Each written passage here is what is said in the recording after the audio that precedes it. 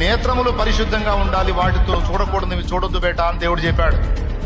ఈరోజు cell phone నీకు అందుబాటులోకి వచ్చింది, పర్సనల్ లైఫ్ నీకుంది. నాకు తెలుసు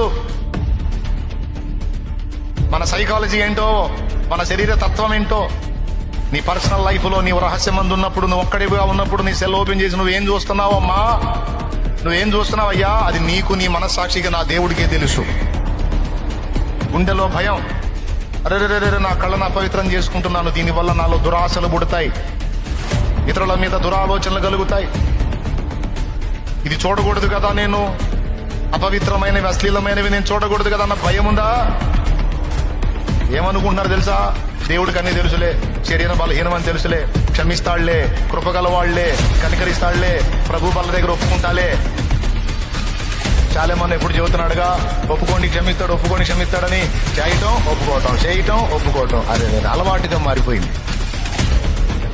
నీ ఇష్టం వచ్చినట్టు చేస్తావు ఆ శరీరంతో. ఇష్టం వచ్చినట్టు మాట్లాడవద్దు, ఇష్టం వచ్చినట్టు చూడవద్దు, ఇష్టం వచ్చినట్టుగా జారత్వపు క్రియలకు దేహమును వినియోగించవద్దు. నీ దేహము నా దేహము పవిత్ర దేవాలయము, దాని పవిత్రతను కాపాడదాం.